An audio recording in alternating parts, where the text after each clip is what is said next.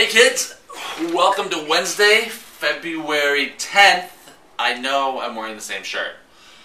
I'm sorry, I fell asleep in it, and so this is what you get early in the morning. I have not changed yet. Long day and already a very long week. And the mug is small. What up with that? Look at this, small mug. One of my favorite mugs, but does not hold a lot of coffee.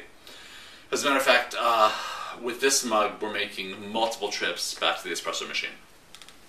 Hope you're having a great week so far. Mine is incredibly busy, but what else is new?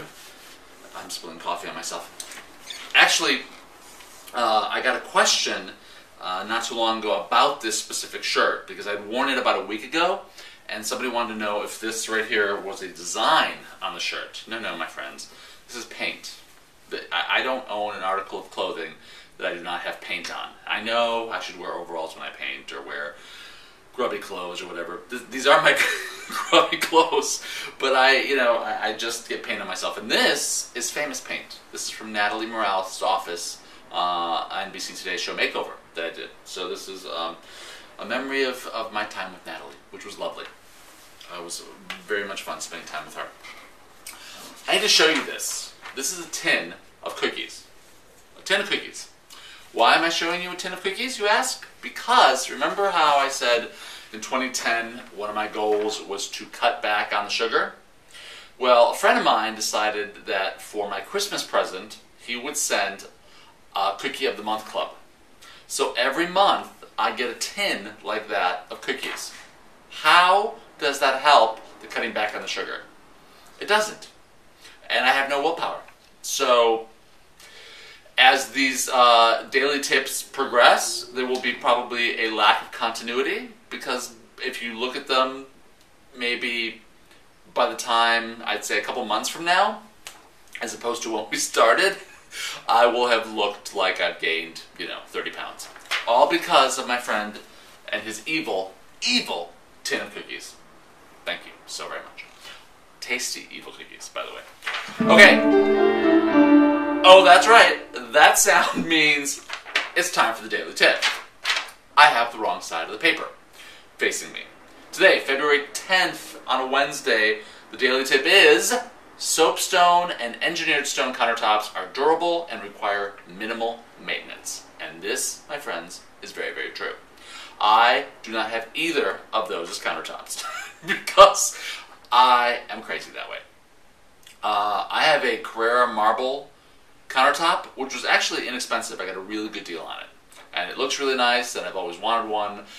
I knew going into it, there was no surprise that this was going to be a high-maintenance countertop. But I will tell you this, that I do not maintain it the way that you should, because I actually like when Carrara marble starts to chip and stain and look like it's been used. To me, it looks like a really great old cafe in Europe, where you see this marble top that has had some wear and tear and some history to it.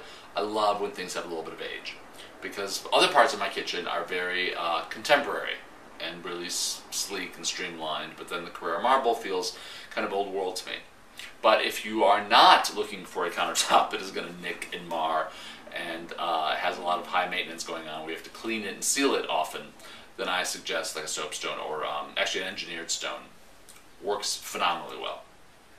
Great pricing, so easy to maintain, and almost indestructible. So that is the tip of the day. And question from Kari in Houston. Kari, how are ya? How do I make my small room look larger? Move. Kidding. Oh, that was a bad joke. No. Here's some great tips. Paint and color, you know how powerful they can be in a room. But if you're going to put color on your wall in a small room, usually small rooms have low ceilings, do not leave the ceiling white. Because what happens here in this instance is the color bumps up against the white ceiling, and where they meet, you see how low your ceiling is, because there's a huge contrast. So it's really jarring. The room doesn't feel seamless and open. So whatever color you're putting on the wall, I suggest you follow it up to the ceiling so you lose that meat, that little edge. And if you're not brave enough to follow your wall color up to the ceiling, take that wall color and have them make it 1 to 2 shades lighter at the paint store and do the lighter shade on the ceiling. It'll soften that corner so you're not seeing a giant contrast between ceiling and wall. Also think about scale in a room. A lot of people put a lot of small things in a small room thinking I can just cram a bunch of stuff in there. Do the opposite. A small room, choose some large pieces, but edit. Not a lot of stuff, but some fairly large pieces that'll give the room some grand scale.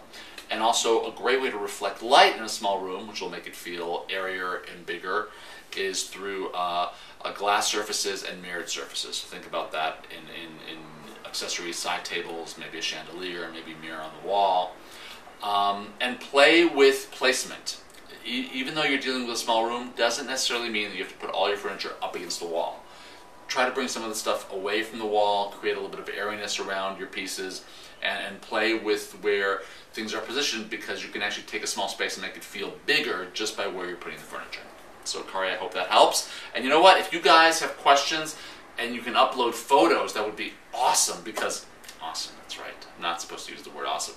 That would be great, because that way we can also show the viewers at home what you're talking about, but also I can get a really great sense of what you're talking about. So send those questions and those photos, angelohome.com, the Ask Angelo link, and I'll get to them. If I don't get to them on the daily tip, I will definitely get to them on the website. So until next time, and next time meaning tomorrow, and I promise I will change my shirt, happy coffee date to you. I'll talk to you later. Bye.